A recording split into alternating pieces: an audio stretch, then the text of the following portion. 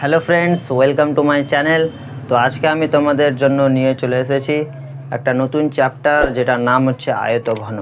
এই চ্যাপ্টারে আমরা মূলত কি পড়ব, যে 1 নম্বর আয়তঘন আমরা কাকে বলবো, আয়তঘন কি বলে, এর উদাহরণ 2 নম্বর যেটা পড়বো, যে আয়তঘনের আমরা দৈর্ঘ্য কাকে বলবো, বুঝতে পারলো, প্রস্থ কাকে বলবো, উচ্চতা কাকে বলবো।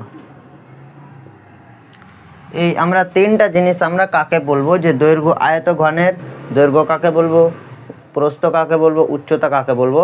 এবং যেটা 3 নম্বর যেটা আমি আলোচনা করব, যে আয়তঘনের সমগ্র তলের ক্ষেত্রফল বা সমকোণী চৌপল এর সূত্রটা কি, বুঝতে পারলে। আয়তঘনের সমগ্র তলের ক্ষেত্রফলের ফর্মুলা।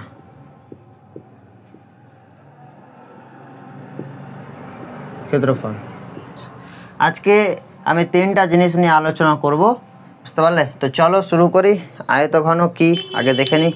তো আয়তঘন হচ্ছে যে তুমি যেটা ঘরে বসে এখন ক্লাস করছো, বুঝতে পারলে, তুমি এখন যেটা ঘরে বসে ক্লাস করছো সেটা হচ্ছে একটা আয়তঘন। তারপর হতে পারে যে একটা লুডোর ছক্কা হতে পারে, বুঝতে পারলে, লুডোর ছক্কাটা ঘনক হয়ে গেল, তো ওটা একটা আয়তঘন হতে পারে। তারপর তোমার টিফিন বাক্সটা হতে পারে আয়তঘন, তাহলে তোমার জ্যামিতি বাক্সটা হতে পারে আয়তঘন। তারপর যেটা টেবিলটা হচ্ছে একটা আয়তঘন, বুঝতে পারলে। তো এগুলো হচ্ছে কি আয়তঘন এর উদাহরণ। এবার আয়তঘন আমরা আমি একটা উদাহরণ দেখাচ্ছি উদাহরণ। আচ্ছা, এটা হচ্ছে একটা কি আয়তঘন, ভালো করে দেখো, এটা হচ্ছে একটা আয়তঘন। আমি আমাদের বাড়ির যেটা গ্যাসের যেটা কভারটা আছে ওটা নিয়ে চলে এসেছি, তো কোনো প্রবলেম নাই, বুঝতে পারলে। এটা হচ্ছে একটা আয়তঘন, দেখে নাও ভালো করে, দেখো এর দৈর্ঘ্য আর প্রস্থটা একটু আলাদা আছে, আর যেটা বর্গক্ষেত্র সেটার দৈর্ঘ্য আর প্রস্থটা একই। ওটা আমি আগে আলোচনা করব। তো এবার চলো চিত্রে দেখা যাক।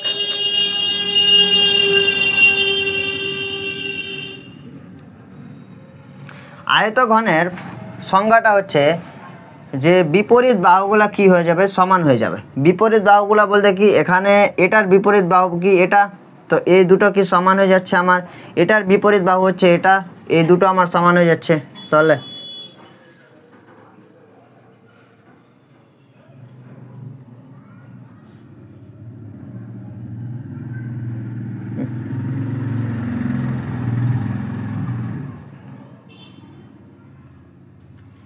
এটা হয়ে গেল কি আমার আয়তঘন। আমি নাম দিছি, বুঝতে পারলে, ABCD।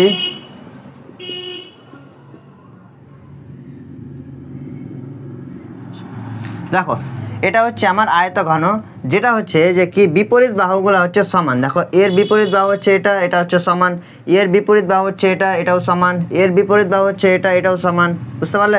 মানে বিপরীত বাহুগুলো কি দেখবে, সর্বদা সমান দেখবে। আর এই ক্ষেত্রে তোমরা কি দেখবে, দৈর্ঘ্য আর প্রস্থ কি হবে, সমান হবে না। আমি দৈর্ঘ্য প্রস্থ নিয়ে আলোচনা করব। তো এই চিত্রে ভূমি কাকে বলবো, ভূমি, বুঝতে পারলে। ভূমি হচ্ছে আমার কাছে ABCD, বুঝতে পারলে, ABCDটা হচ্ছে আমার কাছে ভূমি। আমি এখানে লিখছি যে চিত্রে ABCDটা হচ্ছে আমার কাছে কি ভূমি বা বেস, যাকে বলি ইংলিশে যাকে বলা হয় বেস। আর আয়তঘনের ইংলিশটা হচ্ছে কিউবয়েড বা রেক্ট্যাঙ্গুলার প্যারালেলোপিপেড। এবার আয়তঘনের আরেকটা নাম আছে, সেই নামটা হচ্ছে সমকোণী চৌপল। এবার তোমরা কোনো জায়গায় যদি দেখো যে সমকোণী চৌপল লেখা আছে, তো তোমরা ঘাবড়াবে না, কারণ সমকোণী চৌপলটাই হচ্ছে আয়তঘন। এই জিনিসটাকে আমরা কি বলি, সমকোণী চৌপল বলি বা কি বলি, আয়তঘন বলি। তো আমি এখানে লিখে দিলাম আয়তঘন বা সমকোণী চৌপল।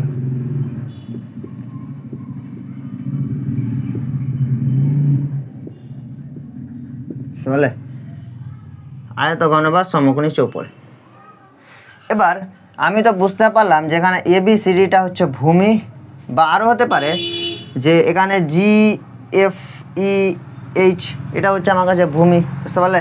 এবার তুমি যেই ঘরটাতে বসে আছো সেই ঘরে যেটা ভূমি, তুমি যেখানে বসে আছো সেটাই তো ভূমি। তো এই ভূমিটা হচ্ছে আমার কাছে ABCD, যেখানে আমি এখন দাঁড়িয়ে তোমাদের ক্লাস করাচ্ছি বা পড়াচ্ছি। এবার এই ABCDটা হলো ভূমি, এটা তো আমি জানলাম। এবার এই চিত্রে আমরা দৈর্ঘ্য কাকে বলবো?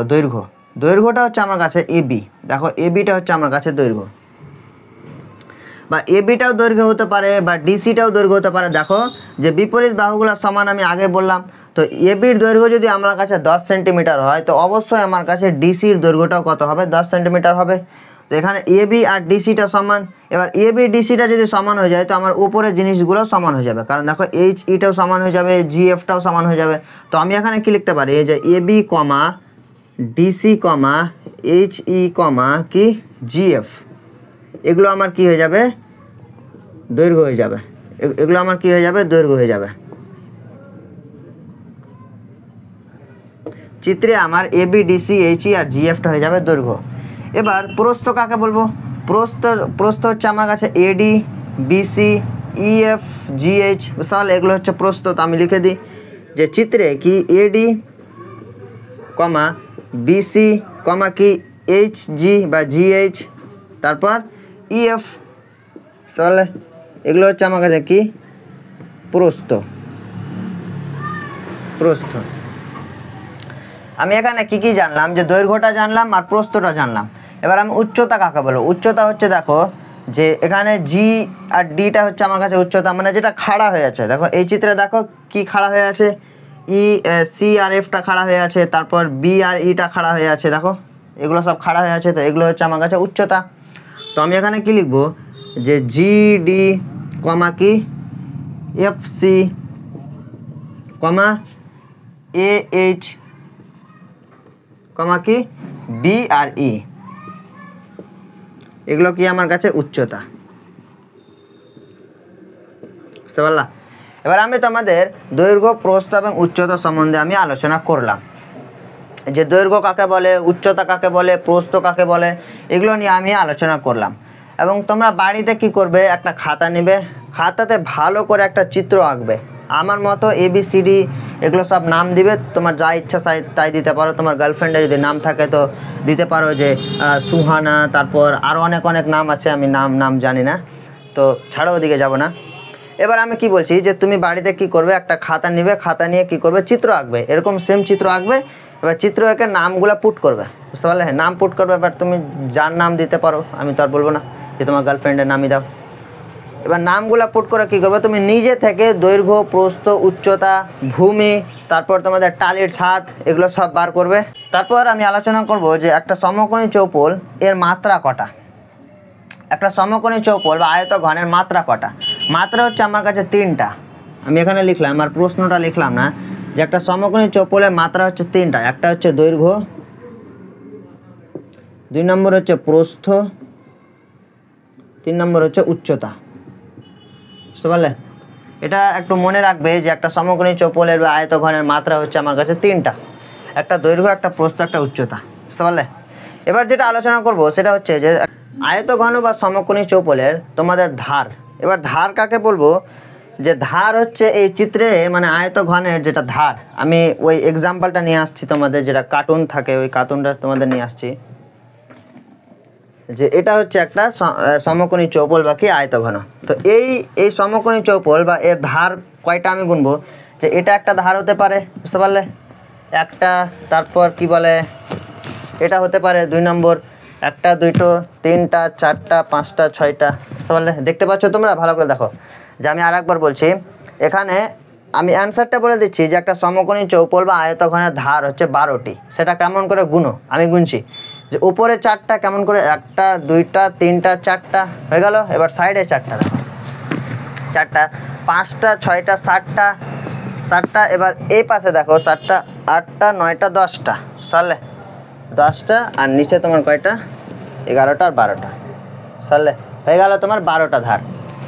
এবার তোমরা নিজে একটু চেষ্টা করবে, তুমি যেটা ঘরে বসে আছো সেই ঘরে তোমরা ধার গুনার চেষ্টা করবে কটা আসছে, কিন্তু আমার কাছে 12টাই আসলো, এবং সেই আনসারটা হচ্ছে 12টা। তো আমি এতদূর অবধি বুঝতে পারলাম যে সমকোণী চৌপল বা আয়তঘনের ধার হচ্ছে কটা? 12টা। আমি এখানে লিখলাম যে ধার সংখ্যা, আমি এই চিত্রে দেখো তোমাদের বোঝাচ্ছি যে একটা হয়ে গেল, দুটা হয়ে গেল, বুঝতে পারলে, তিনটা হয়ে গেল, চারটা হয়ে গেল, চারটা।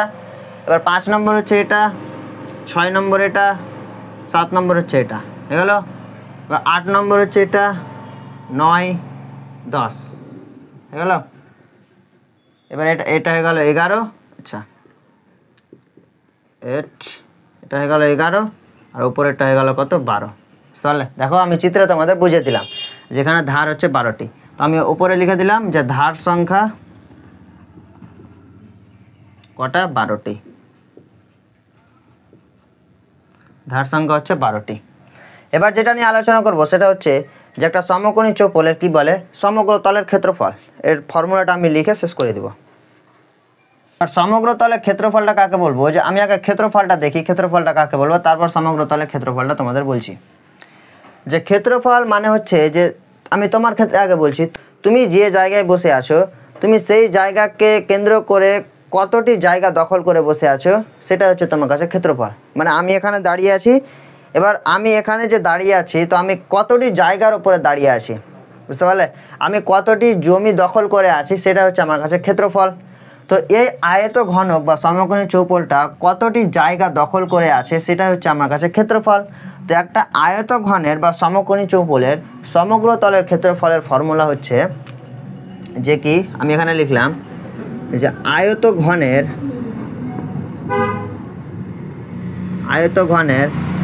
বা সমকোণী চৌপলের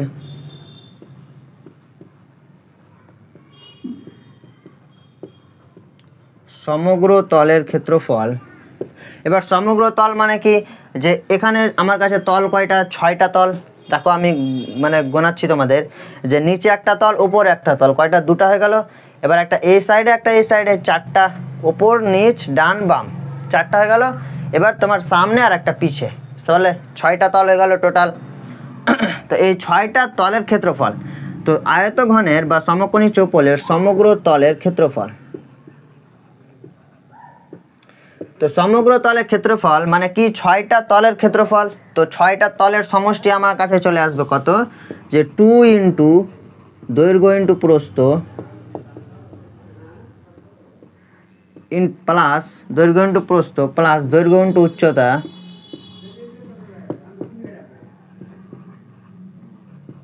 প্লাস প্রস্থ ইন্টু উচ্চতা। এটা হচ্ছে তোমার কাছে ফর্মুলা।